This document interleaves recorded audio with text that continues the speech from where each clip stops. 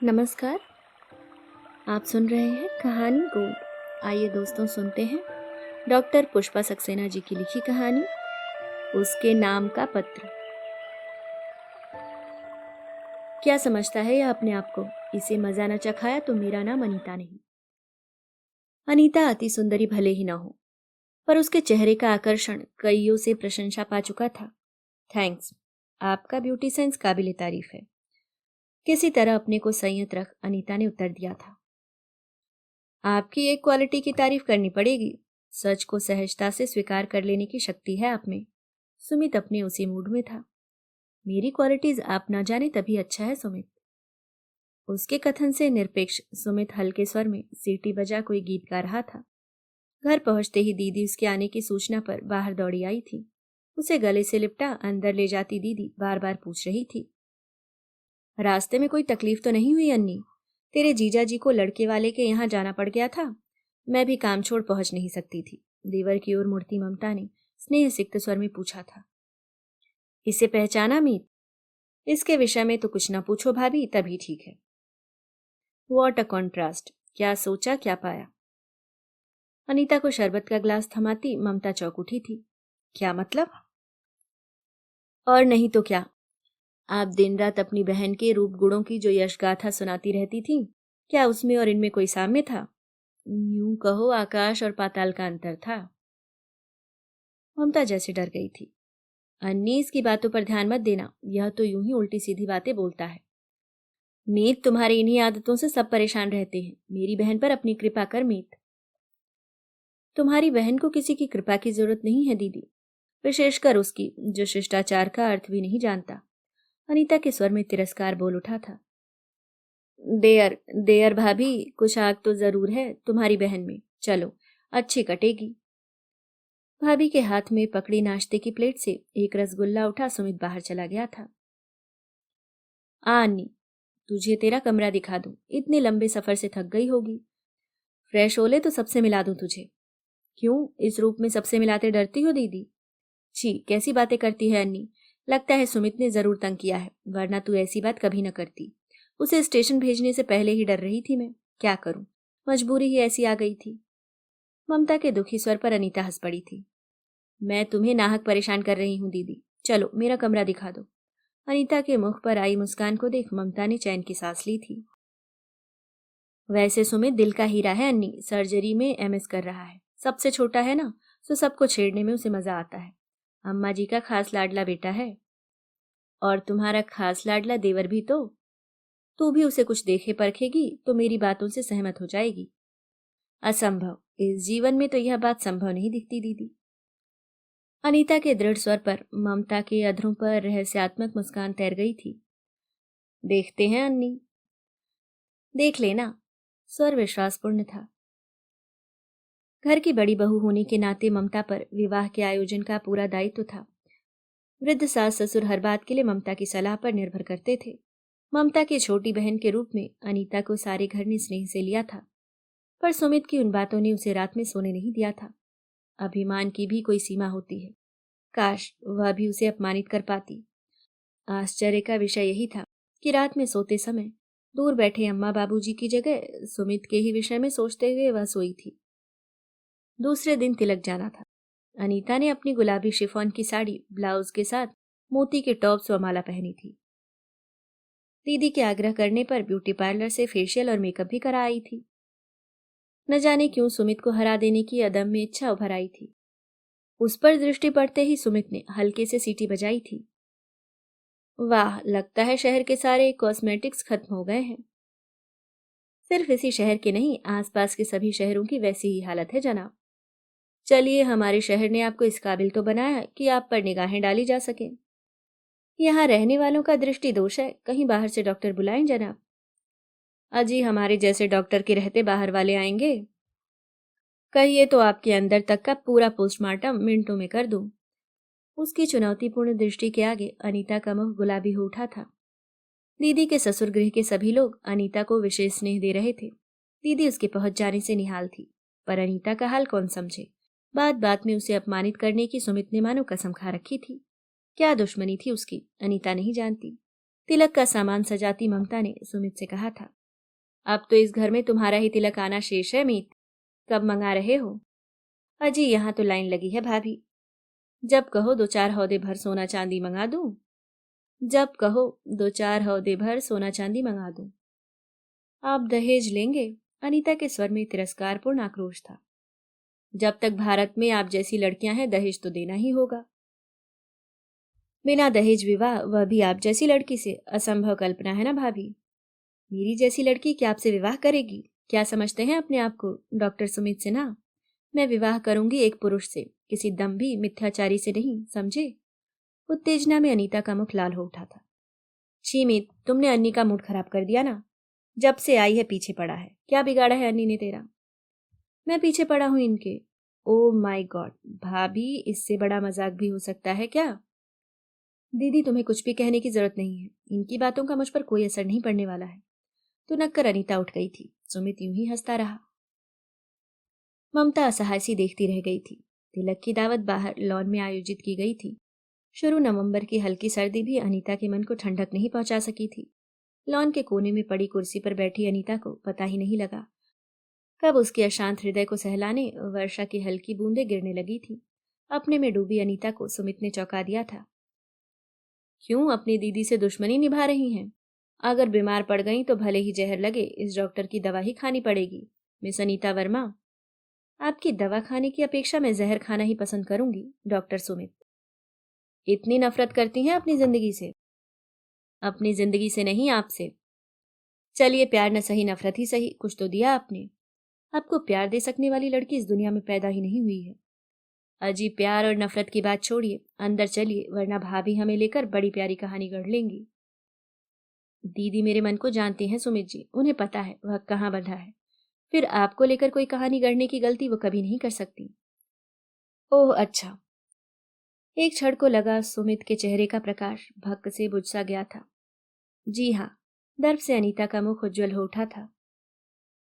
I am sorry, मैं तो यूं ही। चलिए बात यहीं खत्म हो गई, अब अंदर चलें? सुमित सहज हो आया था। अंदर पहुंचते ही दीदी ने मीठी झिड़की दे डाली थी। फिर कोई कहानी लिखने लगी थी अन्नी? गिरती बूंदे भी पता नहीं लगी। कहानी मैं नहीं लिख रही थी दीदी, आपके डॉक्टर देवर को डर था हमें बाहर देख कहीं कहानी तुम न गढ़ लो। चल, मुझे कहाँ आता है कहानियां लिखना। मीत तो सबको यूं ही बनाता रहता है। नहीं भाभी, तुमसे अच्छा कहानीकार जन्मा ही नहीं है। बहुत आकर्षक कहानी बना लेती हो तुम। अजीब सरकास्टिक ढंग से बात कह सुमित चला गया था। 2 बार छीकों ने अनीता को ठंड लगने की बात जता दी थी। दीदी ने अदरक की चाय थमा जल्दी सो जाने की सलाह दी थी। सुबह आंखें खोलती अनीता घबरा गई थी। दर्द से सिर फटा जा रहा था, आंखें जल रही थी। निश्चय ही उसका कहा सच हो गया। दीदी ने माथे पर हल्के से स्पर्श किया तो अनीता के नयन भर आए थे। छी पगली, जरा सा बुखार भर तो है, अभी ठीक हो जाएगी। मैं सुमित को बुलाती हूँ। नहीं नहीं, उन्हें न बुलाना दीदी, मैंने तुम्हें किस मुश्किल में डाल दिया? अरे मामूली सर्दी बुखार तो है, मुश्किल कैसी? ममता की हंसी में चिंता की स्पष्ट झलक थी। दूसरे कमरे से सुमित को आवाज लगाती ममता घबरा गई थी। जरूरत के समय तो इसका कभी पता नहीं लगता, न जाने कहाँ चला गया। थोड़ी ही देर बाद सुमित की आवाज आई थी। भाभी, डॉक्टर रोहित को पकड़ लाया हूँ, अपनी बहन का अच्छी तरह चेकअप करा लेना। अरे तुझे कैसे पता लगा मीत? अन्नी के बुखार का तो बस मुझे ही पता था। जिस तरह रात पानी में भीग रही थी, बुखार तो आना ही था, इसलिए रोहित को क्लिनिक जाने से पहले ही पकड़ लिया। क्यों, कुछ सीरियस बात है क्या मीत? मामूली सर्दी से बुखार हुआ है, दवा तो तू भी दे सकता था ना। ना बाबा, मेरी दवा तो आपकी बहन को जहर लगेगी, और जहर देने को मैं तैयार नहीं। किसने कहा तेरी दवा जहर लगेगी? ममता के स्वर में झिड़की थी। अन्नी ने एक बार नयन उठा भर के देखा था, फिर आंखें मूंद ली थी। अरे वह क्या कहावत है, घर का जोगी जोगिया, आन गांव का सिद्ध। तो भाई हमारी स्थिति तो घर की मुर्गी दाल बराबर वाली ठहरी ना। कल को कहीं उल्टा सीधा हो गया तो दोष मुझे ही लगेगा ना कि दवा की जगह जहर दे दिया। सुमित की बात द्व्यर्थी थी। डॉक्टर रोहित ने अनीता का चेकअप कर ममता से कहा था, सर्दी लगने से बुखार हो गया है, घबराने की कोई बात नहीं, दवाएं घर में ही होंगी, सुमित दे देगा। बुखार कब तक उतरेगा डॉक्टर? चीड़ स्वर में अनीता ने प्रश्न किया था। निश्चय ही विवाह के उस व्यस्त घर में अपनी बीमारी से अनीता संकुचित थी। आपको बुखार की क्या चिंता मिस? अब लेटिए आराम से, सेवा कराइए, वरना यूं पानी में कोई अकारण ही तो नहीं भीगता है ना। सुमित का स्वर व्यंग्यपूर्ण था। फिर तू उसे छेड़ने लगा मीत। मुझे तुझे पता नहीं कितनी भावुक है अन्नी, कोई कहानी सूझ गई होगी उसे। अच्छा, तो आप कहानी लिखती हैं? हमें पढ़ाएंगी अपनी कोई कहानी? डॉक्टर रोहित के मुख पर मुस्कान आ गई थी। हमें कहाँ आता है कहानी लिखना, दीदी तो बस यूं ही। सलज्ज मुस्कान से अनीता का मुख चमक उठा था। अच्छा, अगर 2 दिन में आपको एकदम ठीक कर दिया तो क्या इनाम देंगी? जो आप कहेंगे। तो वादा रहा। डॉक्टर रोहित उठ गया था। उन्हें बाहर छोड़ वापस आए सुमित ने अजीब कसैले शब्दों में कहा था, शायद वादे करना आपकी एक और क्वालिटी है, ठीक कहा ना? जी नहीं, न मैं झूठे वादे करती हूँ, न किसी से एक्सपेक्ट करती हूँ। अनीता को क्रोध चढ़ रहा था कि बीमारी में भी वह उसकी शांति नहीं देख सकता। अगर वादे में वो आपको मांग ले? रुकते हुए सुमित ने कहा। Oh, you are impossible doctor Sumit. Anita ने झल्लाकर चादर सिर तक ओढ़ ली थी। सचमुच 2 दिन बाद अनीता पूर्णतः स्वस्थ थी। ममता दीदी के सिर से भार उतर गया, अन्यथा शादी की भीड़भाड़ में बहन के प्रति उनकी चिंता बढ़ती ही जा रही थी। डॉक्टर रोहित इस बीच अनीता को देखने नियमित रूप से आते रहे। उनकी स्नेहसिक्त बातें अनीता को जितनी शांति पहुंचाती, उतनी ही सुमित की बातें उसे जला डालती। न जाने क्या शत्रुता थी उसकी अनीता से। विवाह के दिन बाबूजी पहुंच गए थे। अनीता उनके सीने पर सिर रख रो पड़ी थी। बाबूजी एकदम घबरा गए थे। क्या हुआ अन्नी, किसी ने कुछ कहा है बिटिया? नहीं, आपने आने में इतनी देर क्यों की बाबूजी? पगली कहीं की, वहां भी तो काम था ना। और फिर बेटियों को तो एक न एक दिन पराए घर जाना ही होता है समधी जी। इतना मुंह अच्छा नहीं बिटिया, ममता दीदी की सास ने परिहास किया था। विवाह के समय अनीता के जयमाल गीत पर सभी मुग्ध हो गए। दीदी की सास तो उस पर न्यौछावर थी। कितना सुंदर गाती है अनीता, काश यह डॉक्टर होती तो अपनी सुमित के लिए मांग लेती। अच्छा, तो डॉक्टर सुमित को डॉक्टर पत्नी चाहिए? बाबूजी का स्वर कुछ उदास था। हाँ, डॉक्टर का जीवन ही त्यागपूर्ण होता है। उसके साथ पत्नी भी अगर उसी व्यवसाय की हुई तो दोनों एक दूसरे का कष्ट समझ सकते हैं। सास का तर्क शायद ठीक ही था। अनीता क्रुद्ध हो उठी। बाबूजी को भी यह क्या सोची, उल्टी सीधी बातें करके अपमान करा लेते हैं। उन्हें क्या पड़ी है उस अभिमानी के विवाह के विषय में बात करने की। न जाने क्यों मन के किसी कोने में हल्की सी टीस उठी थी अनीता के। क्या त्याग सिर्फ डॉक्टर पत्नी ही कर सकती है? पति के काम में सहयोग देना, उसे प्रेरणा देना तो हर पत्नी का कर्तव्य होता है। विवाह में अनीता और उसकी हमउम्र लड़कियों ने बारातियों को खूब बनाया। अनीता की हाजिर जवाबी पर तो बाराती मुग्ध थे। बारात में आए कुछ एक लड़के उससे बेहद प्रभावित थे। उस बीच व्यस्तता में भी सुमित उसे छेड़ने और तंग करने से बाज नहीं आता था। हमारे घर का पानी आपको सूट कर गया है। जब आई थी कितनी अनइम्प्रेसिव थी आप, अब तो पर निकल आए हैं। थैंक्स, याद रखूंगी। अनीता चिढ़ जाती थी। विवाह के बाद वापस लौटते समय अनीता का मन भारी हो रहा था। पिछली संध्या की बातें उदासी और बढ़ा रही थी। नाश्ते की प्लेटें लिए वह ड्राइंग रूम की ओर जा रही थी, तभी डॉक्टर रोहित के स्वर कानों में पड़े थे।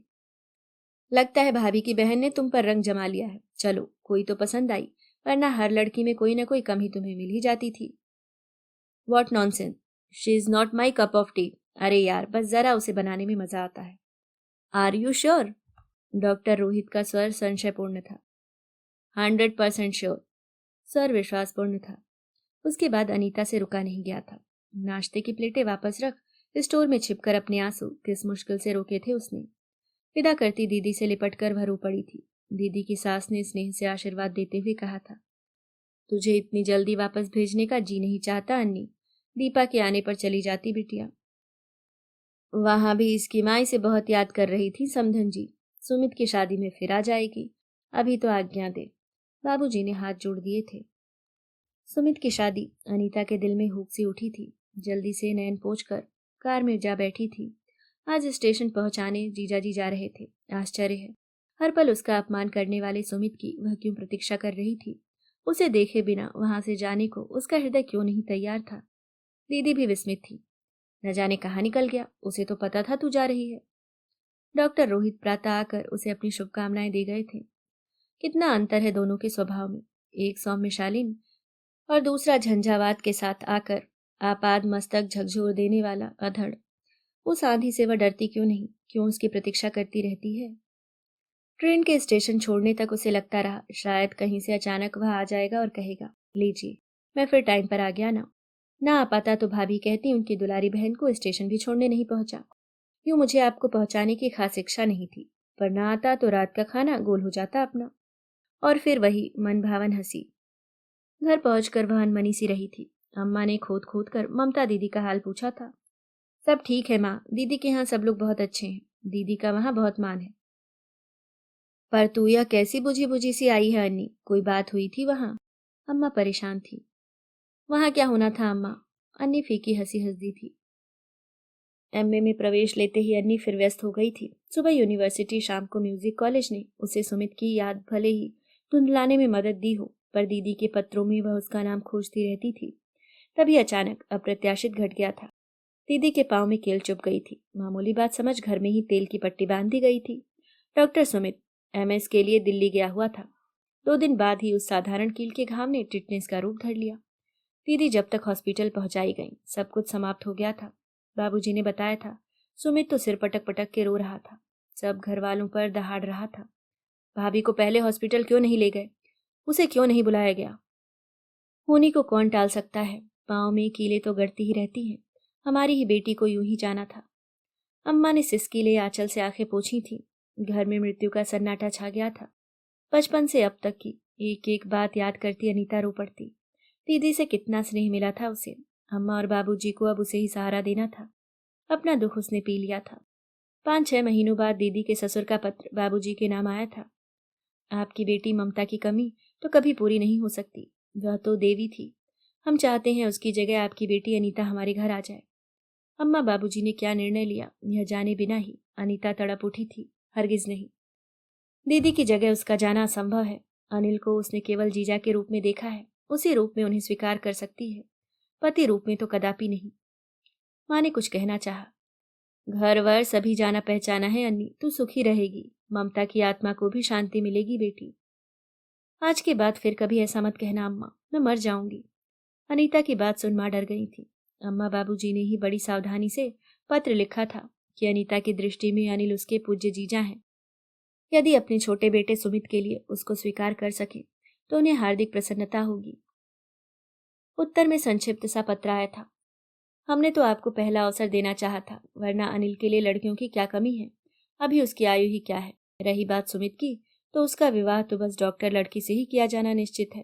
क्षमा करें। अम्मा बाबूजी को उबार लिया था डॉक्टर रोहित ने। सीधे सादे शब्दों में उन्होंने अनीता से विवाह का प्रस्ताव भेजा था। अपने सगों में उनकी एक बड़ी बहन थी। उन्होंने ही आकर अनीता के गले में शगुन की चेन पहनाई थी। डॉक्टर रोहित ने ही उसे बताया था कि सुमित रिसर्च के लिए कनाडा चला गया था। आज 2 वर्ष बाद सामने बैठा सुमित कितना बदल गया है। अंधड़ न जाने कहाँ थम गया था। एक अजीब सन्नाटा सा था उसके मुख पर। बातें करना तो मानो वह भूल ही गया था। इतनी देर में शायद उसने 2-4 औपचारिक प्रश्न भर पूछे थे। रोहित का काम कैसा चल रहा है? अब तो अपना क्लिनिक खोल लिया है, बहुत व्यस्त रहते हैं। आपको उनकी व्यस्तता से शिकायत तो नहीं? जी नहीं, खाली समय में मैं कुछ लिख पढ़ लेती हूँ, फिर बच्चों का कॉलेज से आना जाना लगा रहता है। समय कहाँ जाता है पता ही नहीं चलता। गुड। अनीता आशा कर रही थी देखते ही कोई वाक्य उछाला जाएगा। वाह, जम रही हैं आप, कुछ मोटी हो गई हैं। लगता है दोस्त का खाना सूट कर रहा है। कहाँ गया वह सुमित? कॉल बेल पर दरवाजा खोलते एक थका उदास व्यक्ति नजर आया था। पहचानने की चेष्टा करते देख उदासी अधरों पर तिराई थी। नहीं पहचाना? मैं सुमित हूँ। सुमित? 20 वर्षों की स्मृतियां एक पल में मन के कोरों से बाहर अचानक आ गई। थोड़ा संयत होते बोली थी। आप आइए ना। असल में आपने दाढ़ी रख ली इसलिए पहचान नहीं सकी थी। दाढ़ी न होती तो क्या पहचान लेती? स्वर में न कोई चुनौती थी न उत्सुकता, बस अजब ठंडापन भरा था। शायद हाँ, शायद नहीं, पर मैं आपकी परछाई देखकर भी आपको पहचान लेता। स्वर सपाट था। जी। कुछ एम्बेरेस्ड थी अनीता। तब से 2 वर्ष पूर्व का डॉक्टर सुमित शांत निर्विकार सिगरेट भर पीता बैठा है। याद आया, शायद 2 वर्ष पूर्व रोहित ने बताया था। Sad news. सुमित ने कनाडा में विवाह किया था ना, उसका डाइवोर्स हो गया। He is so desperate. एक बेटी है, वह भी माँ के साथ चली गई है। पुअर सुमित। वह वापस इंडिया क्यों नहीं आ जाते? यहाँ आकर ही क्या होगा? नई जिंदगी शुरू कर सकते हैं।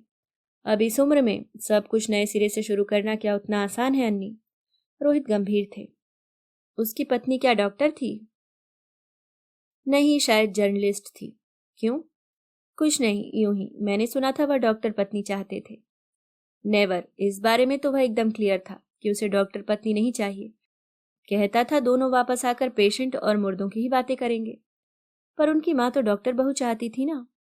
अरे माँ बाप क्या चाहते हैं वो अलग बात है। You know, for some time मुझे लग वो तुम में इंटरेस्टेड था। छी, आप तो बस। अनीता लजा उठी थी। अच्छा बस अब बनाना छोड़ चाय पीजिए। अनीता को याद आ गया था, she is not my cup of T. आप कैसे हैं? अनीता ने पूछना चाहा था। जी तो रहा हूं। भारत कब आए?